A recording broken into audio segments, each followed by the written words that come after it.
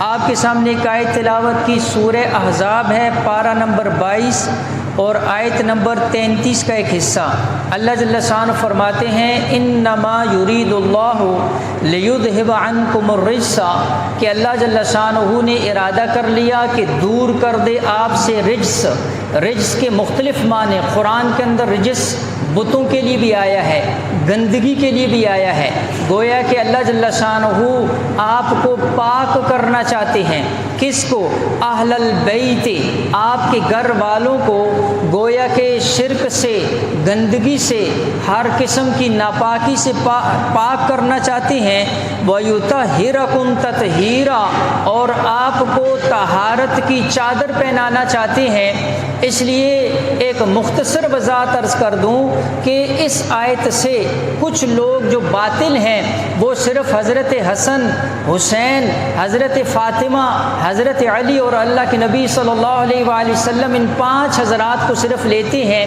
اس لیے کہ صحیح حدیث کے اندر آتا ہے، اللہ کے نبی علیہ الصلوۃ والسلام جب یہ آیت نازل ہوئی تو حضور علیہ الصلوۃ والسلام کی کملی، حضور کی جو کندھے کے اوپر چادر مبارک پڑی ہوئی ہے، حضور علیہ الصلوۃ والسلام نے آواز دی حضرت فاطمہ رضی اللہ تعالی عنہ کو، حضرت حسن حسین رضی اللہ تعالی عنہما اور حضرت علی، ان سب کو جمع کیا اور خود بھی بیٹھے، اوپر چادر ڈالی اور اس کے بعد فرمایا اللہم ہؤلاء اہل البیت، اے اللہ یہ میرے اہل بیت ہیں۔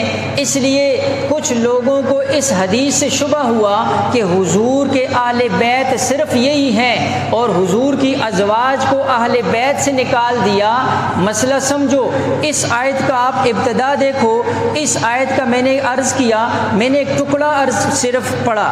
اس پوری آیت کے اندر اللہ فرماتے ہیں وَقَرْنَ فِي بُيُوتِكُنَّ وَلَا تَبَرَّجْنَ تَبَرُّجَ الْجَاهِلِيَّةِ الْأُولَى وَأَقِمْنَ الصَّلَاةَ وَآتَيْنَ الزَّكَاةَ وَأَطِعْنَ اللَّهَ وَرَسُولَهُ۔ یہاں پر یہ آیت ازواج مطہرات امہات المومنین کے متعلق یہ آیت نازل ہوئی ہے، اور اللہ کے نبی علیہ الصلوۃ والسلام کی ازواج کو اہل بیت قرآن نے کہا ہے۔ اہل کا معنی والے، بیت کا معنی گھر، گھر والے۔ تو گھر والا ہماری عام عرف کے اندر بھی کس کو کہا جاتا ہے؟ کہتا ہے جی گھر والوں سے پوچھ کر آتا ہوں، گھر والی سے پوچھ کر آتا ہوں۔ بیوی کہتی ہے گھر والے سے پوچھ کر آتی ہوں، تو بیوی جس کو گھر والا کہتی ہے اس سے مراد خامند ہوتا ہے، خامند جس کو گھر والی کہتا ہے اس سے مراد بیوی ہوتی ہے۔ لہٰذا اہل بیت سے مراد گھر والی، گھر والے، اور اللہ کے نبی علیہ السلام کے گھر والے سب سے پہلے ازواج مطہرات ہیں۔ اس لیے یہ مسئلہ ذہن کے اندر رکھیں، اہل بیت کے اندر سب سے پہلے ازواج شامل ہیں۔ ازواج تو شامل تھی ہی، اب لوگ مسئلہ کیسے الٹ بیان کرتے ہیں، کہتے ہیں جی اہل بیت کے اندر اصل تو حسن، حسین، فاطمہ، علی ہیں اور ازواج کو زبردستی داخل کر رہے ہو۔ ایسا نہیں ہے، ازواج اہل بیت کے اندر تو ازواج داخل ہیں۔